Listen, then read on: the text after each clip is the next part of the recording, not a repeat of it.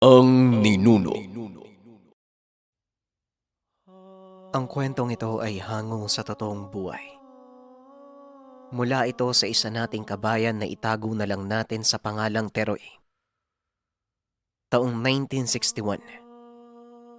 Panggalaykayan, Bindoy. Napapatanong na lang si Teroy sa sarili.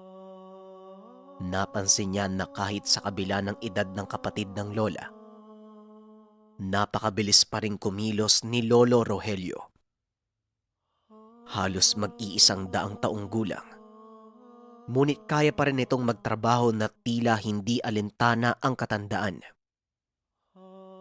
Nangangahoy, nag-uuma, at kung ano-ano pang mabibigat na gawain.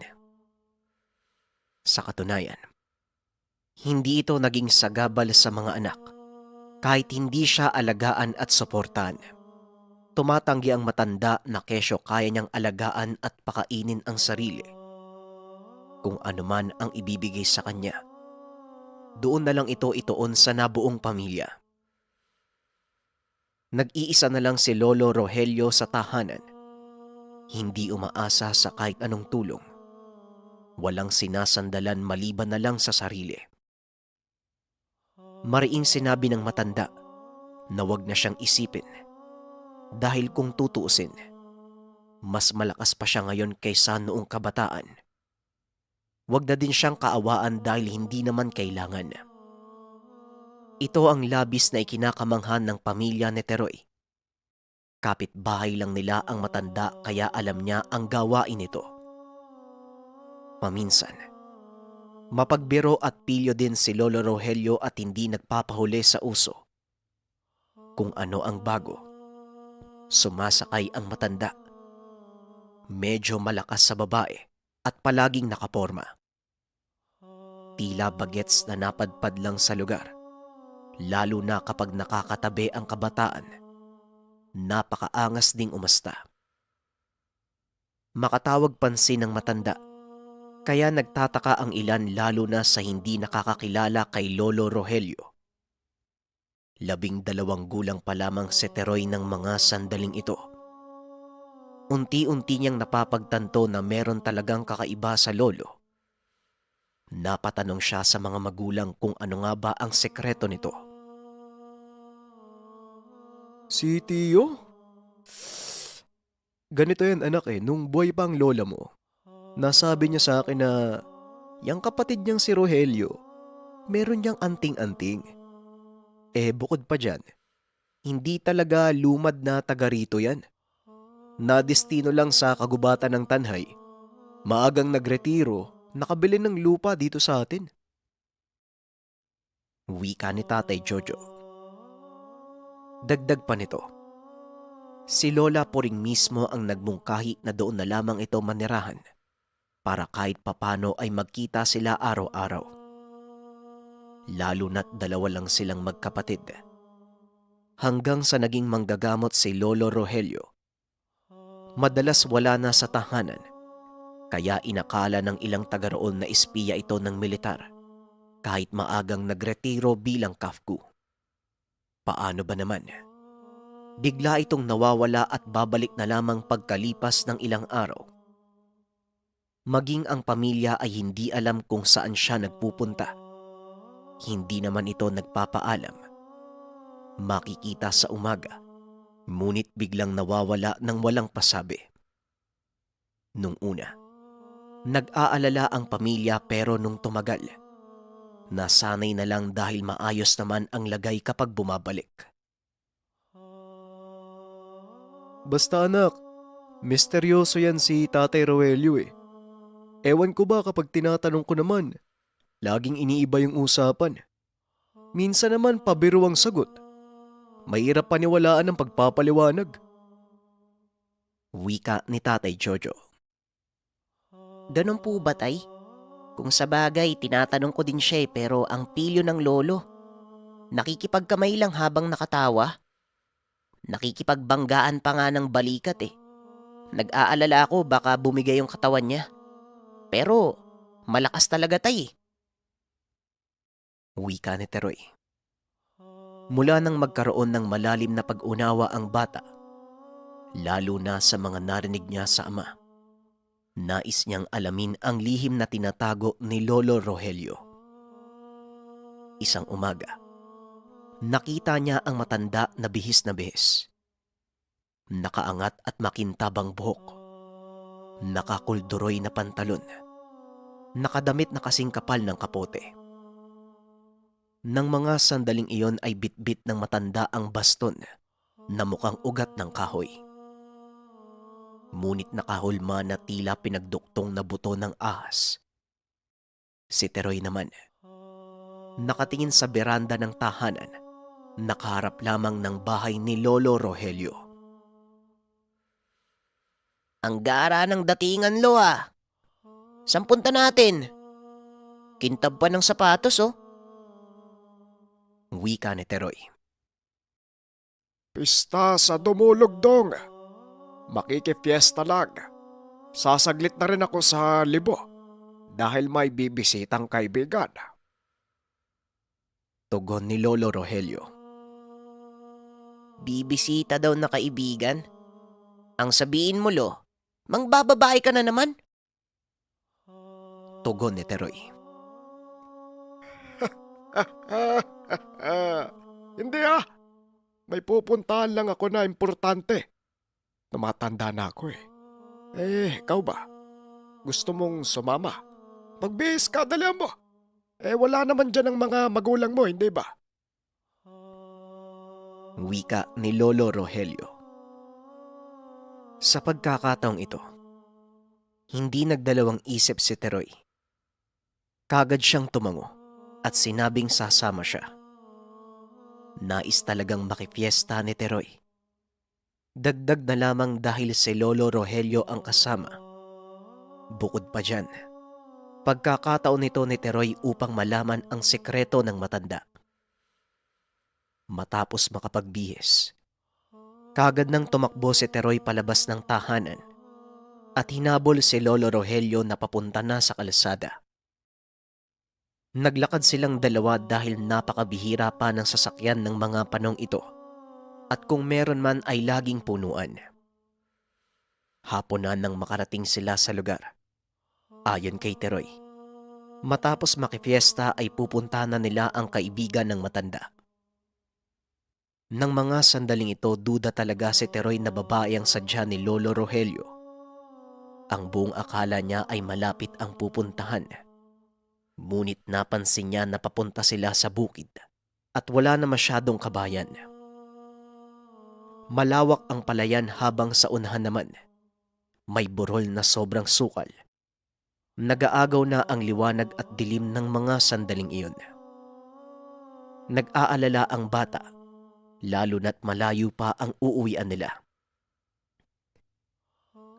Lolo, kung mambababae po kayo, wag naman po sana sa ganitong lugar. Medyo madilim na oh. Wala pang ilaw dito. Wika ni Teroy. Abutin talaga tayo ng gabi. O bakit? Natatakot ka ba?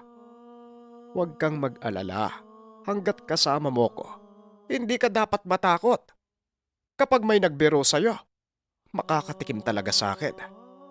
At saka, nasabihan ko na yung kapitbahay kanina. Sinabi kong kasama kita. Baka mag-alala ang magulang mo eh. Malaki ang tiwala nun sa akin kaya kumalma ka lang iho. Kasama mo ang gwapo mong lolo. Tugon ni Lolo Rogelio. Hindi naman nag-aalala si Teroy na baka pagalitan ng mga magulang. Madalas siya sa tahanan nito at minsan doon pa natutulog. Mas kinakabahan siya dahil baka kung anong mangyari sa matanda. Maya-maya pa, kumabig sila ng lakad sa gilid ng burol. Madilim na. Nagkalat ang mga puno ng saging sa burol. Habang sa kabilang banda naman, malalim ang pilapil at kung hindi mag-iingat sa paglalakad, siguradong malalaglag at lulubog sa putik na tila kumunoy. Teka, nakalimutan ko yata kung saan yung bahay ng kaibigan ko . Eh, nako, ang laki na ng pinagbago dito. Ay, oo nga pala doon sa unahan. Ayun nakikita mo ba, Dog? Kasamahan ko yan sa CAFGO noon, si Carlos. Total, kasama ka naman eh. Siguradong napapanahon na para malaman mo ang sekreto ko. Ang sekreto ko, Apo, kung bakit ako guwapo. Wika ni Lolo Rogelio. Lolo naman akala ko pa naman sasabihin mo na. Palagi na lang nagbibiro. Kaya ang hirap niyo pong paniwalaan eh. Habang papalapit sa tahanan, nakita niya na may matandang lalaking lumabas ng tahanan. Tumingin sa kanilang direksyon at kinawayan sila. Ganun na lang ang pagtataka ng bata. Tila alam ng matandang lumabas na darating si Lolo Rogelio. Nakangiti. Aray ko naman. Malalaglag ata ang baga ko ba? Hindi ko inaasahan ang pagdating mo, Rogelio. O sige, dito ang daan. Huwag banda dyan baka makagat kayo ng aso. Wika ni Tandang Carlos. Tansya ng bata. Tila kasing edad lang ito ni Lolo Rogelio. Ngunit mapapansin kay Mang Carlos na may dinadaing na sakit. Pero nakakapagtaka na sobrang linaw ng mga mata. Ayon kay Teroy, madilim na ng mga sandaling iyon. Ngunit malinaw pa rin sila nitong nakikita. Walang kupas ang lakas mo, Carlos. Hanggang ngayon nakakamangha ka. Malayo pa lang, alam mo na kung sino ang paparating. Ay salamat, akala ko pa naman. Niligaw mo kami ng daan. Magaling ka pa naman dyan. Madalas mong ginagawa sa akin yan noon. Kung saan-saan na lang ako nakakarating eh. Diba, Carlos? Teka, oy, Dong Teroy, huwag kang dadaan dyan, may aso. Mukhang bagong panganak. Makakagat ka. Dito, sumunod ka sa akin. Wika ni Lolo Rogelio. Hanggang sa makapasok na sila sa bakuran. May kalakihan ng tahanan ni Mang Carlos. Isang palapag lang ito at may beranda na gawa sa pawid. May ibang taong nakasilip sa bintana. Isang lalaki na makisig ang pangangatawan. Mukhang apo o hindi kaya naman anak ni Carlos. Inutusan pa ito ng matanda na ipaghanda sila ng makakain. Ngunit umiling si Lolo Rogelio at sinabing kakagaling lang nila sa piyesta. Ayon kay Carlos, gusto niya sanang makipiesta, kaso hinayaan na lamang niya ang mga kamag-anak. Nahihirapan na siyang kumilos dala ng katandaan. Pwede dyan sa upuan, matibay yan. Apa, ikuha mo kami ng isang galong bakal. Pasensya ka na, Rogelio. Naubos na yung tinitinda kong sariwang tuba. Bahal na lang ang natira eh. Ayos lang ba yun sa'yo? Tanong ni Mang Carlos. Nako, masusubukan mo na naman yung tatag ko sa pag-inom. Bueno, kahit suka na yan, iinumin ko pa rin. Eto ang sekreto ko, Dong. Teroy, alak! Tugon ni Lolo Rogelio. Sa puntong ito, napakamot na lang ng ulo si Teroy. Bagaman mali siya ng hinala, hindi babae ang pinunta ng lolo. Nadismaya ang bata dahil inom lang ang sadya ni Lolo Rogelio. Pagkatapos maiabot ng apo ni Carlos ang mga galon ng bahal, kaagad nagsalita ng inomang dalawa. Bagot na si Teroy. Ngunit kahit papano natutuwa naman siya sa kwentuhan ng dalawang matanda. Ngunit maya-maya lang, naging seryoso ang usapan. Nga pala, ano bang sadya mo dito, Rogelio? Alam ko namang hindi ka pupunta ng walang dahilan. Kilala kita. Kapag lumapit ka sa akin, alam kong meron kang kinakaharap na problema. Wika ni Mang Carlos. Tama ka naman. Hindi talaga ako pupunta dito kung hindi importante. Kahit hindi ko nararamdaman ang katandaan, minsan naiisip ko, baka hindi na ako magtatagal. Alam mo na, yung pakiramdam na baka bukas patay ka na. Humihina na ang pisikal kong katawan. Ramdam ko na si kamatayan, Carlos. Iba talaga ang binibigay ng mga tangan, ano? Ay, nakakamanga. Tugon ni Lolo Rogelio. Nakikita ko naman, totoo ang lahat ng yan. Malakas pa rin pero inaanay na ang katawan. Hindi may pagkakaila na pareho tayo eh. Hindi naman natin maiiwasan sa kamatayan. Hindi pwedeng manatili tayo sa lupa ng habang buhay. Pandaraya na yun sa mata ng Diyos.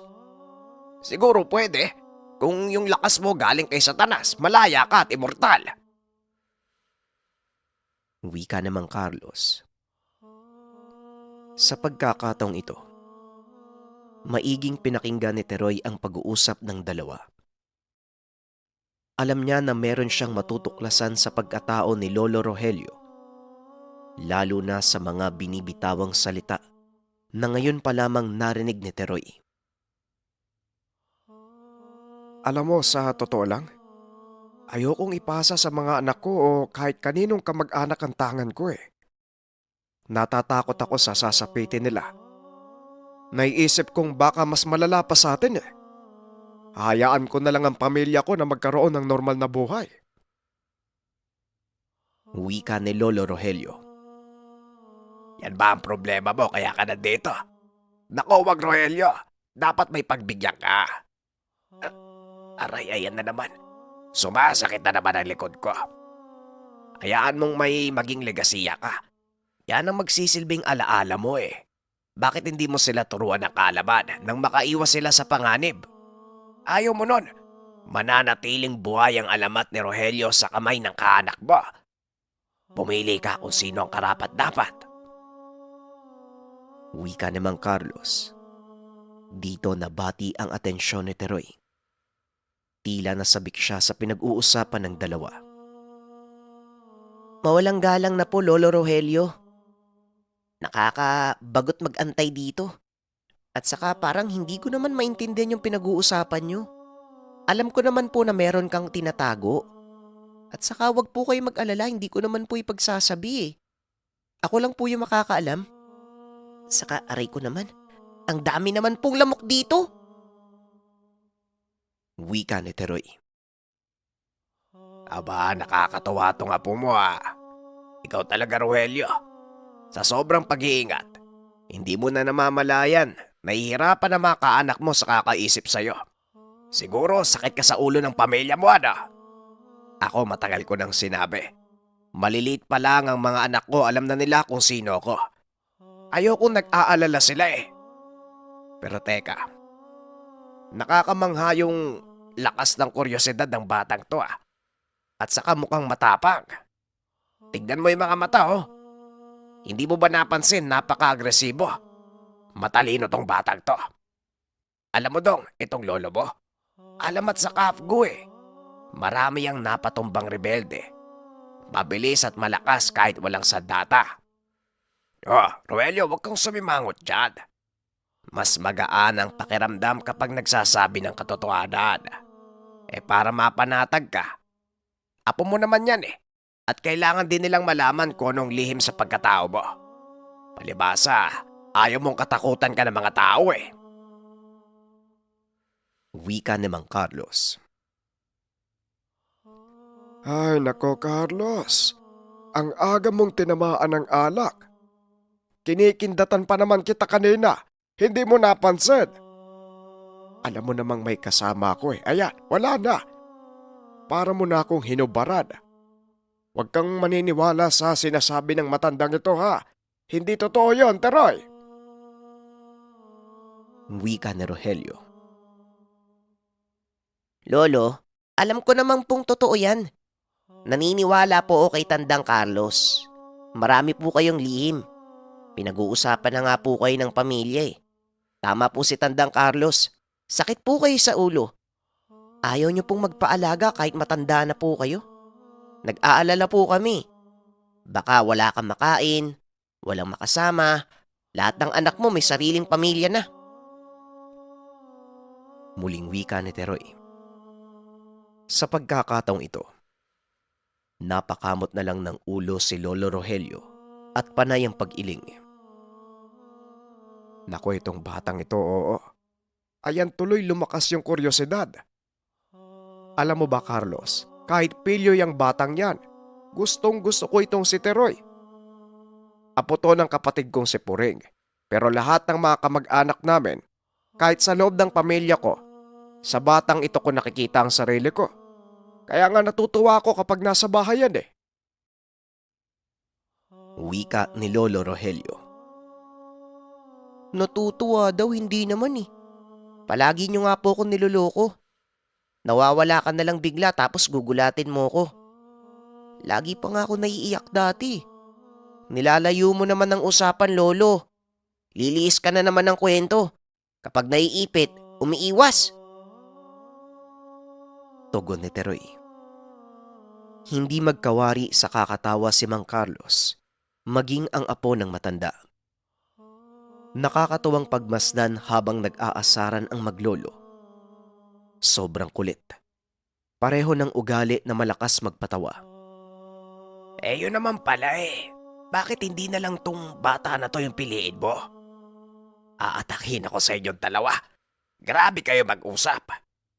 Itong batang to talagang malakas yung kuryosidad, ano? Ikaw, Iho, ano bang pangalan mo? Teroy, hindi ba? Teroy, hindi ka ba natatakot kapag nalaman mo yung tinatago ng Lolo Rogelio mo? Alam mo, mahirap paniwalaan kung anong meron sa kanya. Totoo ang sinasabi ko. Alamat tong lolo mo. Gusto mo bang malaman kung bakit? Wika ni Mang Carlos. Kagad namang binati ni Lolo Rogelio ang kaibigang matanda. Idiniin na walang katotohanan ang sinasabi ni Mang Carlos. Hanggang sa sumabat na ang apo ni Carlos na malaking tao, na itago na lang natin sa pangalang Noah. Sinabi nitong siya ang tagapagmana ng tangan ng matanda. Tanggap niya ang lahat. Pinaghahandaan na lahat ng panganib sa buhay sa oras na dumating ang pagsubok.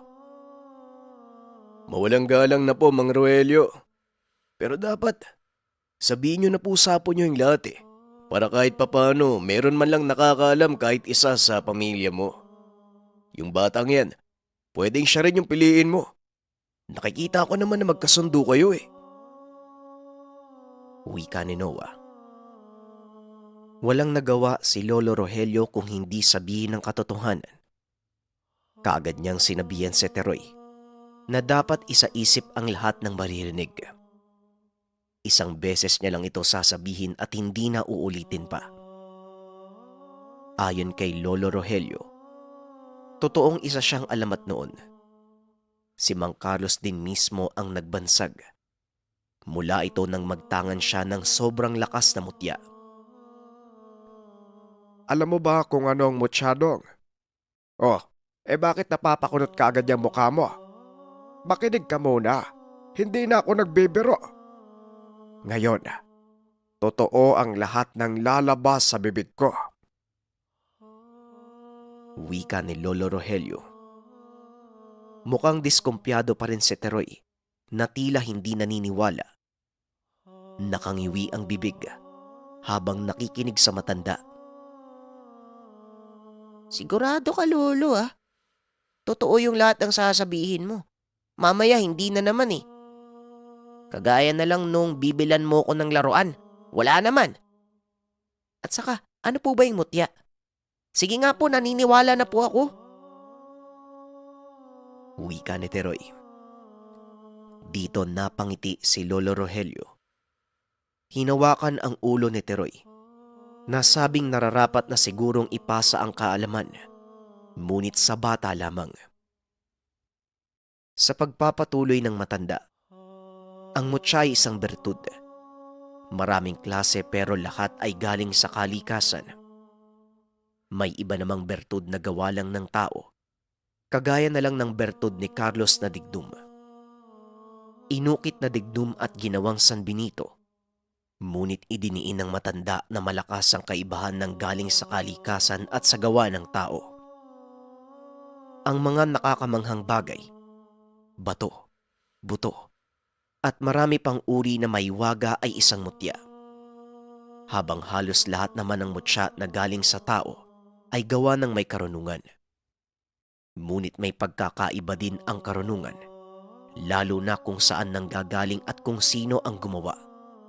Mga kataga na sadyang buhay na salita at kapag nabanggit ay sobrang delikado. Sumasabay dito ang presensya na kung sino man ang sinasamba, mula sa kadiliman o mula sa liwanag. Ang mga kataga sa Biblia, matatawag ding karunungan na maaaring gamitin bilang sandata, pero may likas na kataga na mas malakas ang bisa. Ang orasyong Latin, dahil ang mga katagang ito ay mensaheng naiintindihan talaga ng mga masasamang elemento. Kaya napakabisa sa oras na banggitin sa pakikipaglaban sa demonyo. Meron ding mga kataga na mula sa mga sugo, kagaya na lang ng Atardar, Metatron, Aklat ng 7 Arkanghel, Alpha Omega, Aklat ng San Benito, Sator, at marami pang iba. Dagdag pa ng matanda, higit sa lahat ay meron ding lokal na tawag na Bisaya na pamaba. Bagaman hindi literal na Latin pero pinaghalo-halo na ang iba't ibang karunungan, mga lingwahe na sobrang makamandag, lalo na kapag ginamit bilang tigalpo, bakod, poder, pamparusa at marami pang iba. Ito ay ang mga nakasanayan ng karaniwang tao, lalo na sa mga nakatira sa bansang Pilipinas. Karamihan nasa kabisayaan at mga tagong lugar. Ito ang gamit ni Lolo Rogelio, ang pamaba. Habang nakikinig si Teroy, mahahalata sa muka na tila naguguluhan, hanggang sa inangat ng matanda ang tungkod at inabot kay Teroy. Yan ang mutya ko. Yan ang dahilan kung bakit ako malakas hanggang sa ngayon. Ang mutya ng 17 ahas na namumungad sa isang kuweba sa gubat ng Pamplona. Marami akong pinagdaanan bago ko nakuha ang gamit na yan. Diba, Carlos? Kaibigan, nagpasama pa ako sa'yo. Kamuntikan ka pa nga mapahamak. Wika ni Lolo Rogelio. Lo, ang dami mong sinasabi. Para po kayong guro. Wala po akong naiintindihan. Maliban na lang po dito sa tungkod nyo. Teka, ang kati talaga ng paa ko. Ang dami pong lamok dito. Tugon ni Teroy. Dong, di ba gusto mong malaman kung sino talaga ako? Ayan, sinasabi ko na eh. Isa akong biyasa sa karunungan. Lihim na karunungan. Aba, dapat lang isa-isahin ko para maintindihan mo talaga. Ano bang sabi ko? Isang beses ko lang ito ipapaliwanag at hindi ko nauulitin. Bueno, tuloy tayo. Total mukha ka namang nakikinig sa gwapo mong lolo. Bagaman mabagal yung utak mo, pero kahit papano, meron pa namang natitira dyan. Sa madaling salita, apo, matatawag akong albularyo. Alam mo naman yun, hindi ba? Bukod sa doktor, meron pang iba na kayang magpagaling ng sakit. Pero mas malakas at hindi nakatuon sa gamutan ng gawain ko. Nakatuon sa lakas ng katawan, liksi, bagsik, at syempre, kasama na doon ang karisma ng pagiging gwapo. Hindi mo ba napapansin, kahit matanda na ako, bakas pa rin ang kagandahan ng lalaki ko. Napakapogi ko. Wika ni Lolo Rogelio. Mukhang malakas nga po yung tama ng alak sa inyo ah. Siguro kung hindi po kayo pinatulan ni Lola Iggy, hindi po siguro kayo magkakaasawa eh. Kung sa bagay, hindi naman po kayo mahilig manalamin. Wika ni Teroy. Walang tigil sa kakatawa si Mang Carlos, pati na rin ang apo nitong si Noah. At ang mas lalo pang nakakatawa, mukhang nagpipigil lang si Lolo Rogelio dahil napakalakas mang-alaska ng apo. Nagpatuloy na sa kwento si Lolo Rogelio. Ayon sa kanya, napakatibay ng tungkod.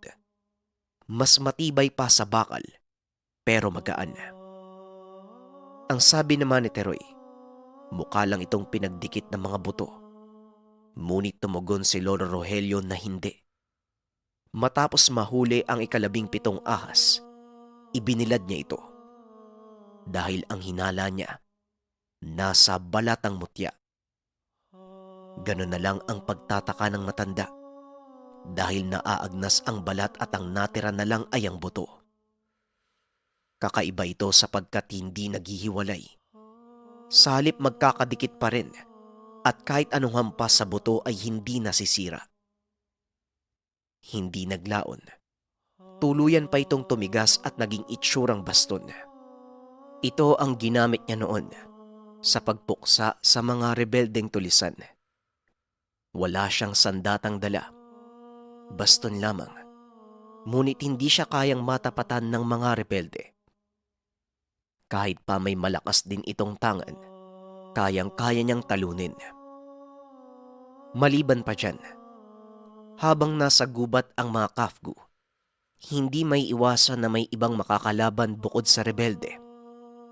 Hindi tao, kung hindi aswang at marami ng beses nilang nakarap. Tama. At si Rogelio lang ang pumatay sa mga aswang. Wala nang iba. Hanggang nood lang kami. Yung ibang kasama namin nagtatakbuhan. Tapos yung iba naman nagpapapatok ng baril. Pero kahit isa sa kanila hindi nakakatama sa mga aswang eh. Pero si Rogelio, mano-mano lang, walang sandata. Hanggang sa hindi namin namalayan, bigla na lang may atungal. Pagtingin namin, aba, nakapatay na ng aswang si Rogelio. Hindi lang isa 3. Tama ba kaibigan? 4 ata pero halos wala lang natira kaya hindi namin masyadong maalala. Mukhang tinadtad yung katawan eh. Ganyan kadelikado ang lolo mo. Teroy, mas mabangis pa yan sa aswang. Wika ni Mang Carlos. Grabe naman po pala kayo, Manong Rogelio, ano? Itong gamit ni Lolo, pang albularyo lang eh. Ilang pandepensa pero umaasa sa orasyon. Nga pala, ano pong bisa niyan? Saka paano po nakukuha? Sa pagkakarinig ko, 17 ahas? Papanong nangyaring may mutya yan? Tanong ni Noah. Napailing si Lolo Rogelio. Napatingin kay Carlos at kita sa mukha ang agam-agam.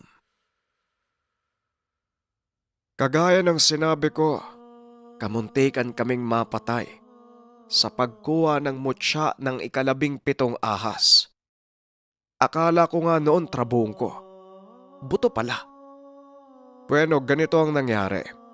Naging usap-usapan noon sa bukid ng Pamplona, yung lugar na maraming ahas. Ayon sa marami, isa dito ang nagtataglay ng mutya. Pero ni isang tao, walang nagtangkang kumuha. Wika ni Lolo Rogelio. Dagdag pa nito. Nang subukan nilang puntahan ng lugar, akala nila madali lang ang papasukin. Kaso nasa gilid pala ito ng pangpang na sobrang sukal. May yungib at doon napatras ang dalawa dahil hindi pala karaniwang ahas ang namumungad. Isang uri ng kobra na kung tawagin ay banakun. Ito ay isa sa pinakamakamandag na uri ng kobra. Maliban pa dyan, pinoprotektahan ng ahas na ito ang teritoryo. Sa oras na may makita ang ahas na may pumasok sa lugar, hindi ito magdadalawang isip na habulin at tuklawin ang kahit sino. Kaya lumabas sila ng yungib. Doon din nila napagtanto na kaya pala walang nagtangka na kumuha sa mutya. Isa pang dahilan, lampas 20 ang ahas. Hindi nila alam kung alin sa mga ito ang nagtatanga ng mutya. Maliban pa dyan, hindi pangkaraniwan ang laki ng mga banakon. Tila sawa ang laki. Hindi may pagkakaila na ang mga ahas na ito ay maaaring may bantay na engkanto. Ngunit dahil sa kagustuhan na makuha ang bertud, matyaga nilang minatyagan ang bawat galaw ng mga ahas. Hanggang sa nakita nila na lumalabas ito sa dapit hapon. At ang ipinagtataka ng dalawa, magkakasunod na tila tren. Gumagapang papunta sa batis at umiinom ng tubig. Tinandaan nila ang oras. Kaya binantayan nila ito maghapon. Doon din nila nalaman ang saktong bilang. 24 ang lahat ng mga ahas. Noong lumabas na ang lahat sa yungib, dito na sila nagkaroon ng pagkakataon na pasukin ng kuweba. Inaakala nilang nagluwa ng trabungko ang isa sa mga ito at baka nasa loob ng yungib. Pero wala. Mga balat na nagkalat sa loob at walang trabungko.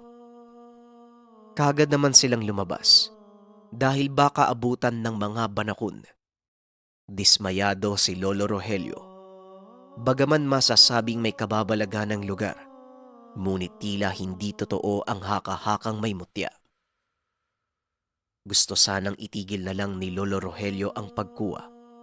Ngunit dahil na rin sa pangungumbinse at pagbabakasakali ni Mang Carlos, napilitan si Lolo Rogelio. Sinabi ng kaibigan na may mutya talaga sa lugar dahil nararamdaman niya ito. Kahit nawawala ng pag-asa, hindi pa rin siya tumigil na bumalik araw-araw. Tutal malapit lang ito sa kampo nilang mga kafgu. Hanggang isang hapon. Paglabas ng mga ahas ay dito nila napansin ang 17. Nagliliwanag ang mga mata at nag-iiba ang kulay. Nanlaki ang mga mata ni Mang Carlos at Lolo Rogelio. Kagad sinabi ni Mang Carlos na ito ay indikasyon na doon manggagaling ang mutya. Sa madaling salita, ito ang nagtatanga ng bertud sa lugar na iyon. Pero ang tanong, paano nila ito makukuha? Dahil kapag nabulabog ang mga ahas, magpupulasan ang mga ahas at sabay-sabay na susugod sa kanila. Kaya nag-isip sila ng paraan. Hindi naman pwedeng barilin dahil sa oras na mangyari ito, ayon kay Mang Carlos ay bubungad sa kanila ang bantay na lamang lupa at siguradong mapapahamak din sila. Kaya naman minatyagan nilang maigi ang kaibigang ahas hanggang sa nakita nila itong hindi umiinom ng tubig sa batis. Sa halip, lumihis ng daan, napunta sa napakalaking puno ng madre cacao. Napabitaw ng mabigat na salita si Carlos. Ang sabi nito, nakikisama lang ito sa ibang ahas, pero sa puno talaga nakatira at hindi sa yungib. Hindi din bumabalik agad. Sa halip nananatili muna ng ilang oras sa puno na tila nag-aantay ng makakain. Nang magkaroon ng pagkakataon, paglihis nito ng daan, binagat nilang dalawa ni Lolo Rogelio. Tinubunan ng tela ang ulo at dinakma sabay silid sa sako. Pagkatapos nun, kumaripas na ng takbo ng walang lingon-lingon. Dahil sa oras na huminto sila, maaaring patayin sila ng lamang lupa na nagmamay-ari sa ahas. Yun na nga ang nangyari. Kabi-kabila ang kaluskusan at halatang may nakasunod sa kanila. Nakakakilabot na huni, bungis-ngisan at hilik ng kabayo ang narinig nila sa lugar. Hanggang sa naipit sa masukal na kakawyan ang dalawa. Dito bumungad sa kanila ang 3 tikbalang na ubod ng laki. Nanlilisik ang mga mata at makikita sa mukha ang galit. Habang si Mang Carlos naman, dahil may tiwala sa sariling kaalaman, sinubukan niyang tigalpuin ang isa sa mga tikbalang. Ngunit mas nagalit lang ang tikbalang at sabay na sumugod sa kanila. Sa sobrang sukal na lugar, hindi nila magawang makatakbo ng mabilis. Kaya naabutan sila at dito kamuntikang mamatay si Mang Carlos. Pinagsisipa ng tikbalang si Mang Carlos. Mabuti na lamang may ilog. Kaagad hinila ni Lolo Rogelio si Mang Carlos sa ilog at doon lumubog sa tubig ng ilang segundo. Unti-unti silang tumatawid sa kabila. Hindi naman sumunod ang mga tikbalang. Ang sabi ni Mang Carlos, tama lang ang ginawa ni Rogelio. Mabuting naisip kagad ni Lolo Rogelio na tumawid sa ilog. Tila sinadya ng tadhana. Dahil si Lolo Rogelio noon ay wala pa talagang alam sa mga katangian ng lamang lupa. Ang ilog ang hangganan ng teritoryo ng mga nilalang. Kapag sumunod pa ang mga ito, mapapasabak ang mga tikbalang sa loob ng teritoryo na pagmamay-ari ng ibang elemento. Apo Noah, marahil alam mo na kung ano ang dahilan kung bakit sumasakit ang likod ko hanggang balikat. Hindi ito sa katandaan. Dulot ito ng pinsala na natamo ko sa mga tikbalang. Kahit kamunti kang mapahamak, masaya akong si Rogelio ang nagtanga ng mutya. Kahit papano, namulat din siya sa kakaibang mundo ng may mga tangan, ng may mga katangian. Kaya niyang makipagsabayan sa mga rebelde na kapwa may tangan din. Wala na yung mga tikbalang, hanggang doon lang eh. Siguradong napilitan lang na ibigay kay Rogelio yung mutya. Paano ba naman? Nalampasan namin yung pagsubok. Hindi pala nalampasan. Natakasan. Walang nakakaligtas sa pagsubok kapag tikbalang ang nagbabantay. Hoy! Utoy! Bakit ang tahimik mo dyan, Teroy? Nawala yung kapilyuan mo Ang seryoso mo naman. Ano na? Ngayon alam mo na kung sino ang lolo mo. Wika ni Carlos. Hindi kaagad nakakibo ang bata. Halata sa muka ang pagkamangha. Dito niya napagtanto kung ano ang tangan at karunungan. Kung gaano kadelikado makakuha ng maiwagang mutya. Lalong-lalo na kung sino at ano si Lolo Rogelio. Tinitigan niyang maigi ang baston at hinawakan. Lolo, ano po to? Paano po to ginagamit? 'Di ba ito lang ang naging sandata niyo noon? Akala ko tungkod mo lang kasi matanda ka na. Pero iba pala. Yan pala yung dahilan kung bakit malakas ka pa din hanggang sa ngayon. Wika ni Teroy. Dito hinawakan muli ni Lolo Rogelio ang ulo ni Teroy. Hinalikan pa ang noo ng bata at may kung anong binibigkas sabay dura sa hangin. Nanlaki mga mata ni Carlos at Noah. Ang ginawa ni Lolo Rogelio, indikasyon na binasbasan niya ang bata.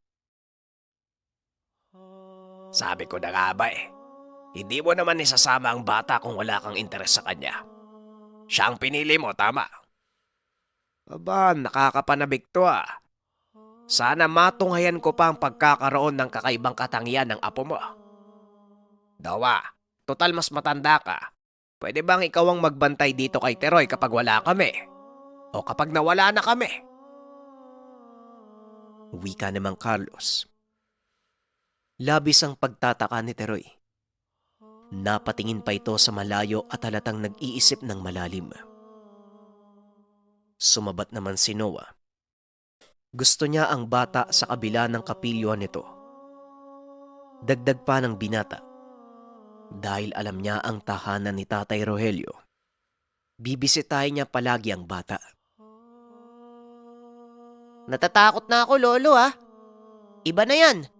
Sige kayo, uuwi na ako. Iiwan kita dito, Lolo. Ano po ba yung pinag-uusapan niyo? Bakit po ako babantayan? Saka, iba po kayo kung makatitig Wika ni Teroy. O nasa na yung kakulitan mo? Kanina ang lakas mo mang Alaska Ngayong alam mo na ang lahat, natatakot ka. Ganito, Rogelio. Pahintulot yung ginawa ko. Ang ibig sabihin, ikaw ang pinili ko at ihahanda ang katawan mo sa karunungan. Nang sa ganon, hindi ka na mahirapan sa oras na ipasa ko sa iyo ang gamit. Sa oras na matuto ka ng mga pamaba, magkakabisa ka agad. Oh, huwag ka nang sumimangot dyan. Huwag kang tatanggi. Nakabitaw na ako ng kataga. Sa oras na tanggihan mo ang ipapasa kong katangian. Abay, narinig mo naman siguro yung 3 tikbalang. Ay, lagot ka. Ay, siguradong babantayan ka nila. Sa ngayon, nasa paligid sila. Aba, totoo, hindi ako nagbibiro Kung sino ang bantay ng gamit, siya ang gagabayan dyan. Ikaw na nga ang magpaliwanag, Carlos. Parang hindi naniniwala ito sa akin Wika ni Lolo Rogelio. Kagad namang sumingit si Mang Carlos. Ayon dito, tama ang sinabi ni Rogelio. Matapos makuha ang mutya mula sa buto ng 17 ahas, makatakas man sila sa kamay ng tikbalang, pero hindi ibig sabihin nun nilubayan na si Rogelio. Hindi nakakalagpas ang mga tikbalang kapag usaping teritoryo. Hanggang doon lang sila sa pagsubok. Kapag nakaligtas ka sa kamay ng nilalang, ibig sabihin binigay na nito ang pahintulot upang makuha ang gamit. At kung sino man ang bantay, siya ang magiging gabay sa gamit at makikiisa sa katawan na nagtatanga ng mutya. Dito naging malaya ang mga tikbalang kung saan pupunta. Wala nang usaping teritoryo dahil kaanib nila ang tao at malakas ito kapag tikbalang ang gabay. At kapag nakapili ang may-ari ng mutya na susunod sa tangan, babantayan ito ng tikbalang. Kapag tumanggi, hindi magdadalawang isip ang tikbalang nagulpi ng tao hanggang sa mamatay. Kawalan ito ng respeto batay sa mga pag-unawa ng mga gabay na elemento. Oh, kailangan ko pa bang ipaliwanag uli ng mas maging malinaw sa inyo? Ikaw kasi, yang kakulitan mo at lakas mong mga Alaska, yan tuloy ang sinapit mo ngayon. Pero Dong, ang totoo, ikaw talaga ang gusto ko noon pa. Natatakot lang ako dahil ayaw kong maranasan ng kaanak ko ang naranasan ko. Kahit hanggang ngayon nga, patuloy pa rin akong sinusubok. Wika ni Lolo Rogelio. Sa pagpapatuloy ng matanda, kaya siya nawawala ng biglaan. Indikasyon ito na may nangangailangan ng tulong. Kapag nakaramdam siya ng taong nasa peligro, kahit nasaan basta malapit sa kanya, kaagad itong pinupuntahan. Kadalasan napapasabak si Lolo Rogelio sa laban na kinakasangkutan ng masasamang tao, tulisan at mangkukulam. May iilang ding ginagambala ng aswang, bati ng mga elemento. Lahat ng ito ay nasusupil ni Lolo Rogelio sa tulong ng mutya mula sa buto ng 17 ahas. O bakit hindi ka nagsasalita? Abay, magiging tagapagligtas ka na. Pero dapat manatiling lihim ang pagkatao mo. Kahit gaano pa kalapit o kahit magulang mo pa, maging kapamilya mo balang araw, wag na wag mong sasabihin kung anong meron sa'yo. Basta, walang mangyayaring masama hanggat nasa kamay mo ang baston. Ang tanong ko sa'yo, Teroy, tatanggapin mo ba ang responsibilidad? Wika ng matanda. Pinipigilan namang Carlos at Noah ang pagtawa. Hindi mapakali si Teroy. Malikot ang mga mata habang pinagpapawisan ang noo. Balisa ang itsura na tila tatakbo na anumang oras. Ba naman to si Lolo? Ano pa po bang magagawa ko? Di tatanggapin ko na lang po kahit labag sa kalooban ko. Ikaw kaya yung takutin. At saka, para po kasing, ang sakit po kaya manipa ng kabayo. Maraming salamat sa pakikinig ng ating kwento, mga kabayan. Simpleng katanungan, upload na ba natin ang next episode? Kung anong opinion nyo, comment nyo lang dyan sa baba. Maraming salamat. Ang ninuno. Ang ninuno.